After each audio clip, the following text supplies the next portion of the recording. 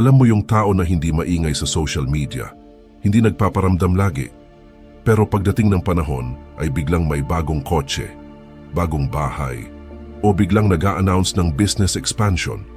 Hindi yan swerte, hindi yan inheritance. Yan ay resulta ng isang ancient principle na ginagamit ng mga milyonaryo simula pa noong 1920s. Ang mga taong tahimik, ang mga taong hindi naghahasik ng bawat plano nila sa hangin, ay may alam na hindi mo alam. Sila yung mga taong nakatap sa isang frequency ng universe na hindi accessible. Sa mga taong palaging nag-a-announce, palaging nag-e-explain, palaging nangangailangan ng validation. Tingnan mo ang mga tunay na mayayaman sa Pilipinas. Yung mga old money families, yung mga self-made billionaires, hindi sila yung maingay, hindi sila yung laging may pa-motivational quote sa Facebook. Tahimik lang sila, pero ang galaw, strategic. Ang bawat kilos, calculated. At dito papasok ang isang revelation na babaguhin ang buhay mo. Ang silence ay hindi weakness. Ang silence ay power.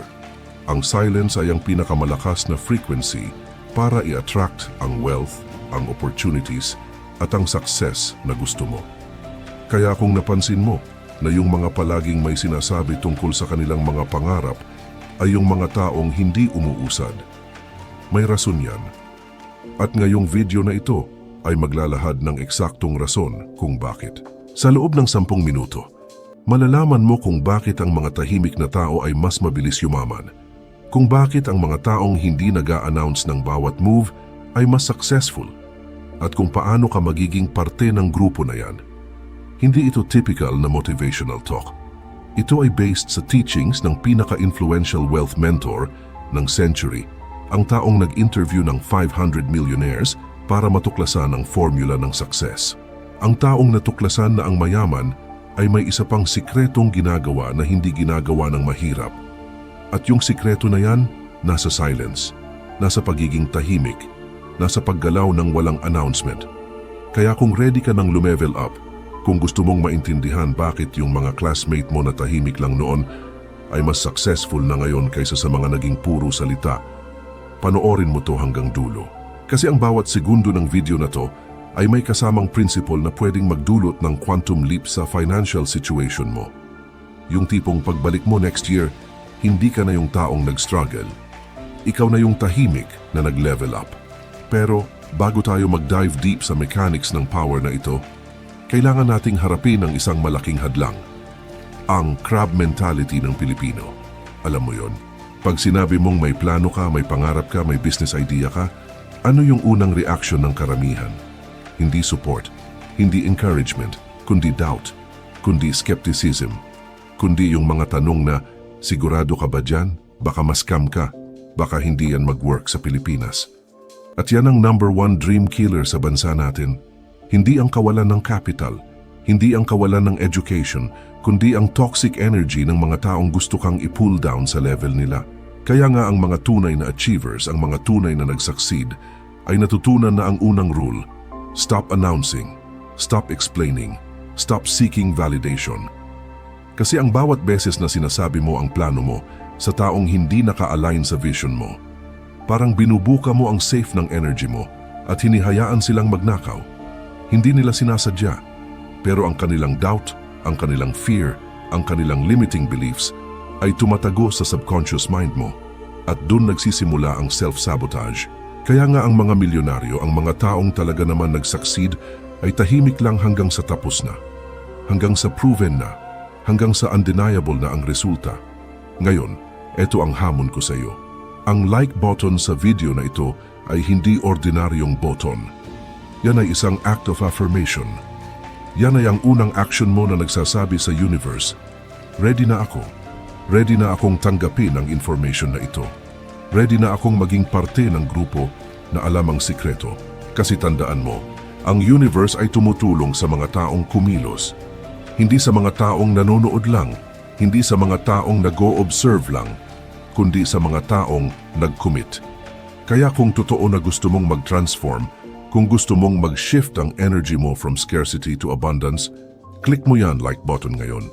Hindi para sa akin, para sa sarili mo, para sa signal na ipapadala mo sa cosmos na ready ka nang mag-level up. At habang nandito ka pa, subscribe na rin. Kasi ang channel na ito ay hindi para sa lahat. Ito ay para lang sa mga taong willing mag-invest ng time para sa financial education, para sa mga taong naiintindihan na ang pera ay hindi evil. Ang pera ay tool. Ang pera ay amplifier ng kung sino ka talaga. At kung good person ka na may pera, mas marami kang matutulungan, mas malaki ang impact mo, kaya huwag kang mahiya na gusto mong yumaman. Yan ay natural, yan ay primal, yan ay kailangan mo para mabuhay ng may dignidad sa mundo ngayon. Narinig mo na ba ang principle na energy flows where attention goes? Yan ay hindi new age mumbo-jumbo. Yan ay quantum physics. Yan ay psychology. Yan ay napatunayan ng mga sikat na estudyante ng human behavior. At dito papasok ang discovery ng isang lalaking nag-dedicate ng buong buhay niya para intindihin kung bakit ang ilan ay yumayaman at ang ilan ay nananatiling mahirap kahit pareho lang naman ang skills, pareho lang ang IQ, pareho lang ang resources. Ang lalaking yan ay nag-interview ng 500 self-made millionaires at billionaires sa buong Amerika. Nag-spend siya ng 20 years para obserbahan ang habits nila, ang mindset nila, ang rituals nila. At ang natuklasan niya ay revolutionary. Hindi tungkol sa hard work lang, hindi tungkol sa diskarte lang, kundi tungkol sa isang invisible force na tiniterm niya as controlled attention and energy. Ang mga taong yumayaman ay hindi nagwa-waste ng energy sa unnecessary conversations. Hindi sila nag-e-explain ng kanilang vision sa mga taong hindi makakaintindi. Hindi sila nag-a-announce ng kanilang moves bago ito mangyari. Bakit? Kasi alam nila na ang bawat announcement ay nag-dilute ng power. Ang bawat paliwanag ay nag-leak ng creative energy. At ang bawat validation na hinahanap nila sa iba ay isang confession na hindi pa sila convinced sa sarili nila. Imagine mo, ang isang battery. Bawat beses na nag-uusap ka tungkol sa plano mo, parang may tubo kang ikinukonekta sa battery na yan na nag-drain ng charge. Hindi mo namamalayan, pero pag dating ng execution time, wala ka ng energy, wala ka ng motivation, kasi inubos mo na sa pag-e-explain, inubos mo na sa pag-defend, inubos mo na sa pag-convince sa iba. Pero ang mga tahimik, buong battery nila ay nakafocus sa execution. Buong energy nila ay napupunta sa action, hindi sa announcement. At yan ang dahilan kung bakit mas mabilis silang umabot sa finish line. Walang friction, walang resistance, walang energy leak. Pure focus, pure momentum, pure manifestation. Kaya nga ang sinasabi ng mga experts sa psychology of wealth, guard your vision like you guard your ATM pin. Hindi mo naman sinasabi sa lahat ng tao ang pin mo, di ba? Kasi alam mong delikado yan. Kasi alam mong pwede kang manakawan. Eh bakit ang vision mo, ang dreams mo, ang plans mo ay sinasabi mo sa kahit sino? Walang sense, di ba? At ito pa ang mas deeper na layer. May tinatawag sa psychology na social reality. Ibig sabihin, pag sinabi mo sa iba ang goal mo, ang brain mo ay nagre-release ng dopamine, yung happiness chemical, na parang nag-achieve ka na. Kaya nga ang mangyayari, satisfied ka na sa announcement. Satisfied ka na sa validation na nakuha mo. At nawalan ka ng urgency na gawin. Kaya nga ang mga taong laging nag-post ng 2025 is my year, ang New Year, New Me, ay usually hindi nag-succeed. Kasi nasatisfy na ang ego nila sa announcement. Wala na silang hunger. Pero ang mga tahimik, ang mga hindi nag-announce, yung hunger nila ay nandun pa rin. Yung fire nila ay burning. At yan ang nag-propel sa kanila patungo sa actual achievement, hindi lang sa imaginary victory. Ngayong alam mo na yan, naiintindihan mo na bakit ang mga tunay na millionaire ay low-key. Bakit ang mga tunay na successful ay hindi nagpaparamdam. Hindi dahil snob sila, kundi dahil strategic sila. Protective sila ng kanilang energy, protective sila ng kanilang vision. Kaya, heto ang challenge ko sa iyo ngayong araw na to. Sa comment section, magsulat ka ng isang powerful affirmation. Hindi simpleng sana maging mayaman ako. Hindi yan makakarating sa universe, kundi isang declaration. Isang statement na parang totoo na. Halimbawa, I am a money magnet. Wealth flows to me effortlessly. O kaya I am aligned with abundance. Opportunities find me everywhere. Isulat mo yan sa Taglish o pure English, bahala ka. Pero dapat declarative. Dapat present tense. Dapat feeling mo totoo na. Kasi ang act of writing ay isang form of manifestation. Ang act of typing ay isang energetic signature na nire-record ng universe. At tandaan, hindi ka nag-iisa dito. Yung mga mag-comment dito ay yung tribe mo. Yung mga taong naka-tune in sa same frequency. Yung mga taong serious sa pag-level up. Kaya i-claim mo yan ngayon. Walang hiya-hiya, walang takot kasi deserve mo ang success, deserve mo ang wealth, at deserve mo ang buhay na hindi ka nag-aalala sa bills. Ngayon, punta na tayo sa meat ng topic. Paano mo i-apply ang power of silence sa actual life mo para maging wealth magnet ka? Una sa lahat, kailangan mong intindihin na ang pagiging tahimik ay hindi katulad ng pagiging pasibo. Yan ay strategic silence. Yan ay conscious decision na mag-conserve ng energy para sa execution. Kaya ito ang unang hakbang. Stop the unnecessary announcements. Pag may plano ka na mag-start ng business, huwag mong i-broadcast sa Facebook.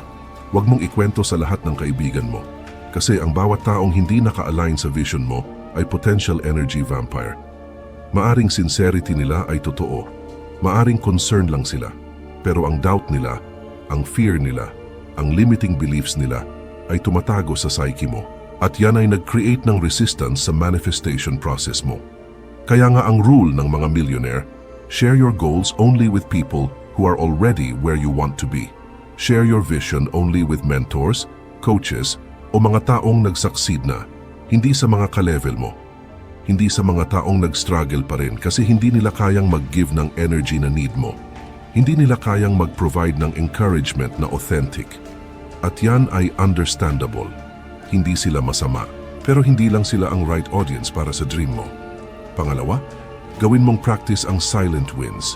Pag may na-achieve ka, kahit maliit lang, huwag mong i-post agad. Huwag mong i-announce agad. Samantalahin mo muna yung feeling ng accomplishment ng pribado. Let it marinate sa system mo. Kasi ang instant gratification na nakukuha mo sa likes at comments ay nag-short circuit ng internal reward system mo. Nagiging addict ka sa external validation. Nagiging dependent ka sa reaction ng iba. At yan ay isang trap. Kasi pag walang nag-like, pag walang nag-comment, feeling mo failure ka. Pero ang totoo, ang success mo ay hindi dependent sa validation ng iba. Ang success mo ay measured lang sa actual results, sa actual bank account, sa actual peace of mind, sa actual freedom na na-achieve mo. Kaya nga ang mga tunay na successful ay hindi naghahangad ng applause. Kaya nga sila tahimik. Kasi ang validation na kailangan nila ay galing sa kanilang sarili at sa universe, hindi sa social media. Pangatlo, mag-develop ka ng stealth mode mentality. Ibig sabihin, while everyone is talking, ikaw ay doing. While everyone is posting, ikaw ay building. While everyone is explaining, ikaw ay executing. Ang mindset na yan ay game changer kasi ang reality ay ganito. Ang mundo ay rewards action, not intention. Ang universe ay nag-respond sa frequency ng movement, hindi sa frequency ng announcement. Kaya nga pag nag-announce ka lang pero walang action, walang mangyayari.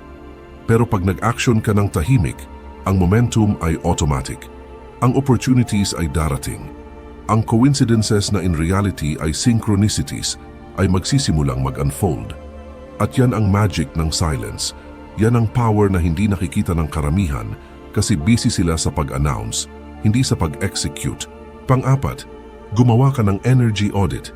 Tingnan mo kung sino ang mga taong kinakausap mo araw-araw. Ano ang topics ng conversation nyo? Kung puro reklamo, puro chismis, puro negativity, alam mo na ang kailangan mong gawin. Distance yourself. Hindi mo kailangan maging rude. Hindi mo kailangan mag-ghost. Pero kailangan mong mag-prioritize sa sarili mo. Kailangan mong protektahan ang mental space mo. Kasi ang energy na pinapayagan mong pumasok sa buhay mo ay directly nag-a-affect sa results na makukuha mo. Kaya nga ang mga millionaire ay selective sa circle nila. Hindi dahil mayabang sila, kundi dahil alam nila na ang environment ay nakaka-influence sa behavior. At ang behavior ay nakaka-influence sa destiny. Kaya kung gusto mong mag-transform, kailangan mo munang baguhin ang environment mo. At yan ay nagsisimula sa paglimit ng exposure mo sa toxic energy. Panglima, mag-invest ka sa internal focus. Instead na mag-worry ka kung ano ang iniisip ng iba, mag-focus ka sa sarili mo. Mag-focus ka sa skills na kailangan mong i-develop, sa knowledge na kailangan mong i-acquire, sa habits na kailangan mong i-build. Kasi ang external success ay reflection lang ng internal state. Pag ang loob mo ay organized, disciplined at focused, ang labas ay automatically mag-reflect nun. Pero pag ang loob mo ay chaotic, distracted at anxious, kahit anong gawin mo sa labas, hindi ka mag-succeed. Kaya nga ang priority dapat internal, hindi external. At ang pagiging tahimik ay isang manifestation ng internal strength. Ibig sabihin, hindi mo na kailangan ng validation kasi confident ka na sa sarili mo. Hindi mo na kailangan mag-explain kasi alam mo kung saan ka papunta. At yun ang frequency na attractive sa opportunities, sa wealth at sa success. Pang-anim, alamin ang difference between secrecy at privacy. Secrecy ay may halong takot. Privacy ay may halong power. Pag nagse-secret ka ng plans mo dahil takot kang husgahan, yan ay galing sa scarcity mindset. Pero, pag nag-privacy ka ng plans mo dahil protective ka ng energy mo, yan ay galing sa abundance mindset. At yan ang subtle pero important na distinction. Kasi ang goal ay hindi maging paranoid. Ang goal ay maging strategic. Ang goal ay protektahan ang vision mo, hindi dahil weak ka, kundi dahil strong ka. Dahil alam mo ang value nun. Dahil alam mo na yan ay asset na kailangan mong bantayan. Pang-pito, gumawa ka ng silence ritual. Bawat umaga, mag-allocate ka ng at least 10 minutes na walang phone, walang TV, walang distractions. Just you and your thoughts. Meditation yan, prayer yan, o kahit simpleng pag-reflect. Ang purpose nito ay i-recalibrate ang energy mo. I-realign ang focus mo at i-reconnect ka sa vision mo. Kasi ang problema ng karamihan, paggising pa lang ay nakascroll na sa social media, nakakonsume na ng iba't ibang energy at nawawala na ang control sa sariling araw. Pero pag nag-start ka ng araw mo sa silence, ikaw ang nag-set ng tone. Ikaw ang nag-dictate ng frequency. At yan ay powerful. Yan ay life-changing. At finally, gawing priority ang results over recognition. Ibig sabihin, ang goal mo ay hindi ang maging kilala. Ang goal mo ay maging successful. At maraming taong successful na kilala pero hindi masaya. Pero yung mga tahimik na successful, yan ang sweet spot. Yan ang ideal. Kasi may freedom sila, may peace sila, may control sila sa buhay nila. Hindi sila beholden sa imahe. Hindi sila pressured ng expectations. Kaya nga pag mag-set ka ng goals, huwag mong gawing priority ang recognition. Gawing priority ang actual wealth, ang actual freedom, ang actual peace of mind. Kasi yan ang tunay na success. Hindi ang dami ng followers, hindi ang dami ng likes, kundi ang kalidad ng buhay na na-achieve mo. Ngayon alam ko ang iniisip mo, paano kung kailangan kong mag-promote ng business? Paano kung kailangan kong mag-market? Valid yan. At ang sagot ay simple. May difference between strategic communication at unnecessary announcement. Pag nag-promote ka ng business, yan ay calculated. Yan ay may purpose. Yan ay may ROI. Pero pag nag-announce ka lang ng plans mo na wala pang concrete action, yan ay energy leak. Yan ay validation seeking. Kaya ang rule, announce only when it's ready. Promote only when it's done. Share only when it's proven. At yan ang secret ng mga tahimik na yumayaman. Hindi nila sinasabi ang plano. Sinasabi nila ang resulta. Tingnan mo ang mga kilalang business tycoons sa Pilipinas, yung mga tunay na billionaire.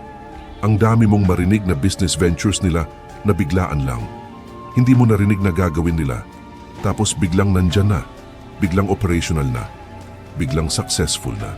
Yan ang power ng stealth execution. Yan ang power ng silence. Habang ang iba ay busy sa pag-announce, sila ay busy sa pag-build. Habang ang iba ay nag-i-explain ng vision, sila ay nag-i-execute na. At yan ang dahilan kung bakit sila nandun at ang iba ay nandito pa rin. Hindi dahil sa swerte, hindi dahil sa connections lang, kundi dahil sa discipline, dahil sa focus, dahil sa pagiging strategic sa energy. At eto pa ang isang layer na importante, ang law of reversed effort. Ibig sabihin, pag sobrang pilit mo, pag sobrang ginugusto mo, pag sobrang ine-explain mo, ang universe ay nagpi-push back. Kasi ang vibration mo ay lack. Ang vibration mo ay, I don't have it yet. Kaya kailangan kong i-convince ang sarili ko at ang iba na mangyayari to. Pero pag tahimik ka, pag chill ka, pag may trust ka na mangyayari kahit hindi mo i-announce, ang vibration mo ay abundance.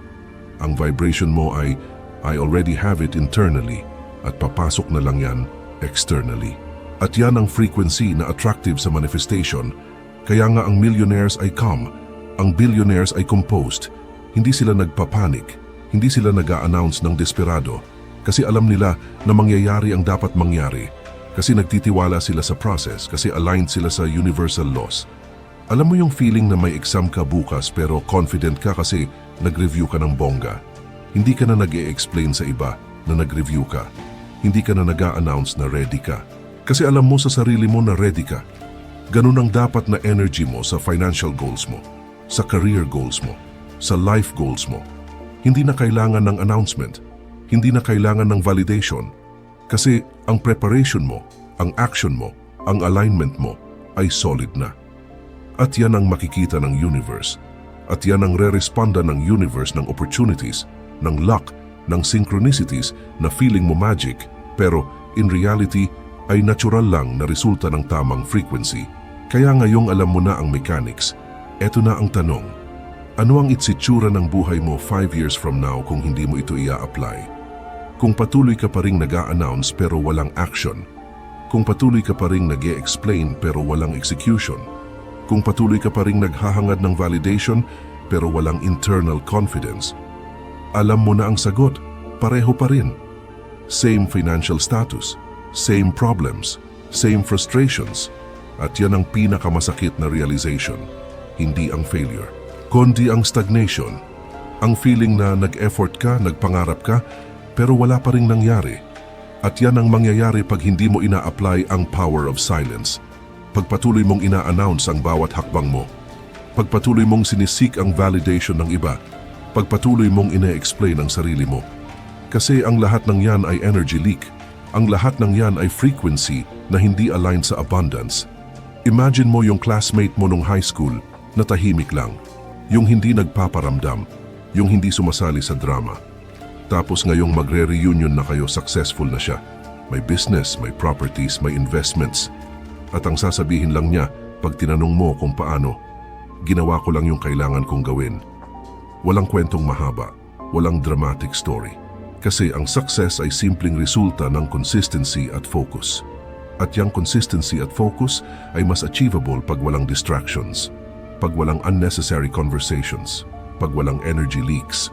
Kaya nga ang mga tahimik ay mas mabilis mag-succeed kasi ang buong atensyon nila ay nakadirect sa goal. Walang nakakaistorbo, walang nakakaagaw ng energy. At hito pa ang reality check. Ang mundo ay hindi naghihintay. Ang opportunities ay hindi nag-aabang. Ang timing ay crucial.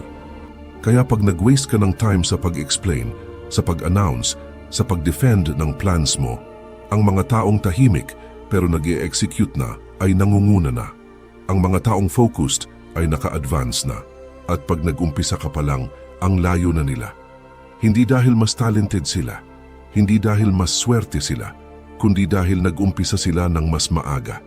Nag-umpisa silang tahimik habang ang iba ay busy pa sa pag-announce. Kaya kung ayaw mong maiwanan, kung ayaw mong mag-regret, kailangan mong mag-shift ngayon. Kailangan mong tanggapin ang power of silence ngayong araw na to. Hindi bukas, hindi next week, kundi ngayon. Kasi ang totoo, ang transformation ay nagsisimula sa decision. Ang success ay nagsisimula sa commitment. At ang commitment ay nagsisimula sa action. Kaya ito ang challenge ko sa iyo. Simula ngayong araw na to, mag-commit ka na hindi ka na mag-a-announce ng plans. Mag-commit ka na ang focus mo ay execution, hindi explanation. Mag-commit ka na ang priority mo ay results, hindi recognition. At panoorin mo kung paano mag-shift ang buhay mo. Panoorin mo kung paano biglang dumating ang opportunities na hindi mo in-expect. Panoorin mo kung paano biglang mag-align ang circumstances in your favor. Kasi yan ang magic ng universe. Yan ang reward sa mga taong nag-trust sa process. Yan ang reward sa mga taong tahimik pero determinado. At tandaan, hindi ka nag-iisa sa journey na to. Ang lahat ng nag-comment dito, ang lahat ng nag-like, ang lahat ng nag-subscribe ay kasama mo. Kami ay tribe. Kami ay community ng mga taong nag-level up. Kami ay yung 1% na nag-invest ng time para sa financial education. Kaya wag kang mag-atubili, wag kang mag-hesitate. Kasi deserve mo ang buhay na hindi ka nag-aalala. Deserve mo ang buhay na may freedom. Deserve mo ang buhay na ikaw ang nagko-control, hindi ang circumstances. Ang journey mo patungo sa wealth ay nagsimula na. Pero hindi ito ang end. Ang video na ito ay first step lang. May next level pa, may next frequency pa. At ang access mo sa next level ay nasa screen ngayon. May video akong specially curated para sa mga taong nag-complete ng video na to. Yan ay ang continuation ng transformation mo. Yan ay ang next chapter ng financial awakening mo. Kaya wag mong pabayaan ang momentum na to. Click mo yan ngayon. I-absorb mo ang next layer of knowledge. Kasi ang bawat video ay isang upgrade. Ang bawat lesson ay isang level up. At ang goal natin ay hindi lang maging successful. Ang goal natin ay maging unstoppable. Ang goal natin ay maging yung taong tinitingnan ng iba at sinasabing paano niya nagawa yan. At ang sagot mo? Simple lang, tahimik lang, focused lang, at aligned sa power ng universe. Kaya hanggat nandito ka pa, gawin mo ang next step. Click mo yung next video. At ipagpatuloy natin ang transformation na yan kasi ikaw ay destiny para sa greatness. At ang greatness ay hindi dumating sa mga maingay. Dumating yan sa mga tahimik na determinado. Kaya be silent, be focused, be unstoppable. At makikita mo ang buhay na gusto mo ay papalapit na. Hindi dahil sinabi mo, kundi dahil ginawa mo. At yan ang pinakamalakas na statement na pwede mong isend sa universe. Action, not announcement. Results, not recognition. Wealth, not validation. At yan ang magiging legacy mo. Yan ang magiging kwento mo. Ang tahimik na nag-transform. Ang tahimik na nag-succeed. Ang tahimik na naging legend. Kita mo sa next level